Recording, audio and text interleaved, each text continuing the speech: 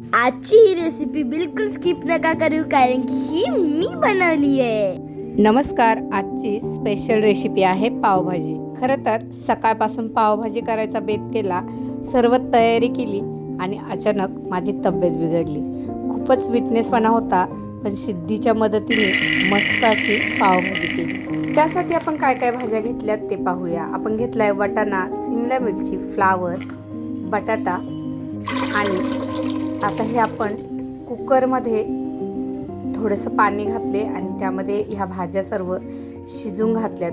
त्यामध्ये आपण एक बीटसुद्धा घातले आणि शिजून झाल्यावरती छान असं मॅश करून घेतलं.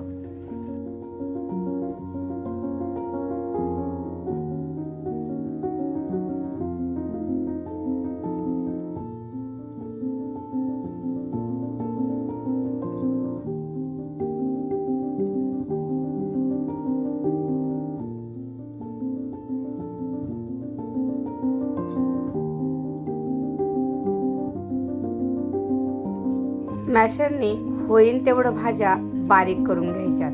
आणि आता आपण पावभाजीसाठी लागणारा कांदा, टोमॅटो हे सगळं चिरून घेतलं आहे. बारीक चिरलेला कांदा, बारीक चिरलेला टोमॅटो आणि हिरवीगार चिरून घेतलेली कोथिंबीर. यासाठी आपण मसाले काढून घेतले. तमालपत्र, पावभाजी मसाला, गरम मसाला, हळद पूड, मिरची पूड. रेसिपीला सुरुवात करतोय. खरं तर तब्येत बरी नाही माझी, त्याच्यामुळे मला हेल्पला आहे आज सिद्धी. तर सिद्धीने असे सगळं छान तयारी करून घेतली आहे. तर सिद्धी, आता तू रेसिपीला सुरुवात कर. सगळ्यात पहिलं काय घालणार? जिरं घाल.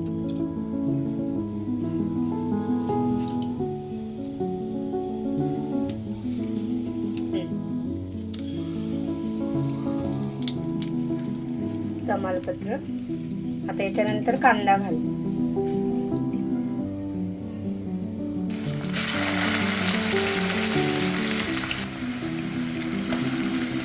हलवून टाक, हळू टाक.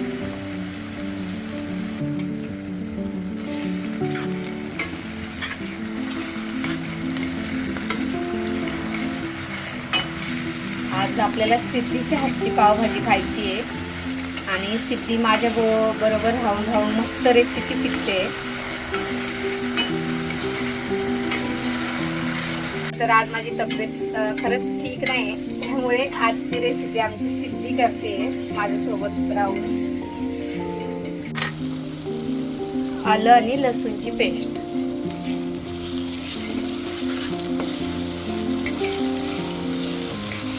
छान आपल्याला हे लाल होईपर्यंत परतून घ्यायचंय. मध्ये मीठ घालूया आपण, म्हणजे कांदा लवकर परतून होतो.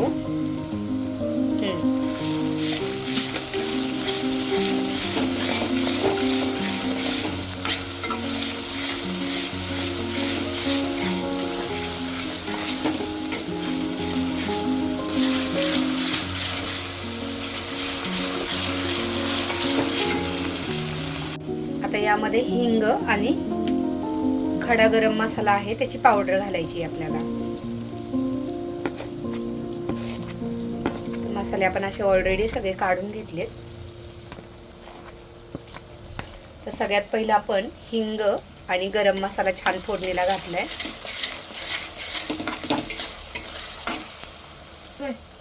आता इतर सगळे मसाले आपण त्याच्यामध्ये घालून घेतोय. यामध्ये धना पावडर, पावभाजी मसाला, हळद आणि मिरची पावडर आपण घातलेली आहे.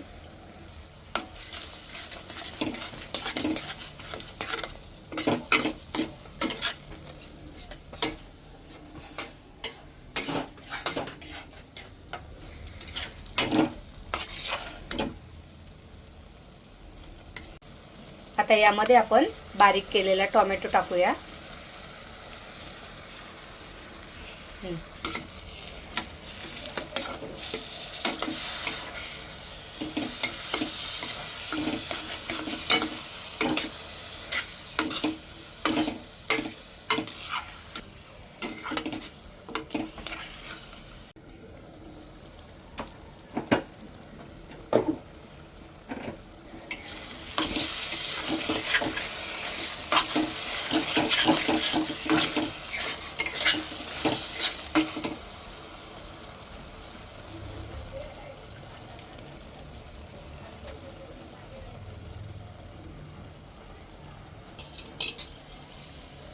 तर आता हे मी सिद्धीला ओतून देते, कारण कुकर मोठा होता.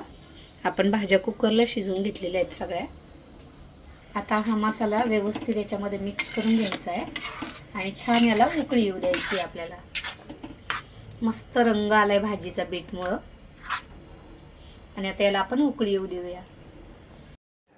आता भाजीला चांगलं मंद आचेवरती 5-6 मिनटं असंच उकळी येऊ द्यायचे, म्हणजे आतल्या भाज्याही छान शिजल्या जातात आणि मसाल्यांची टेस्ट चांगली भाजीमध्ये उतरली जाते.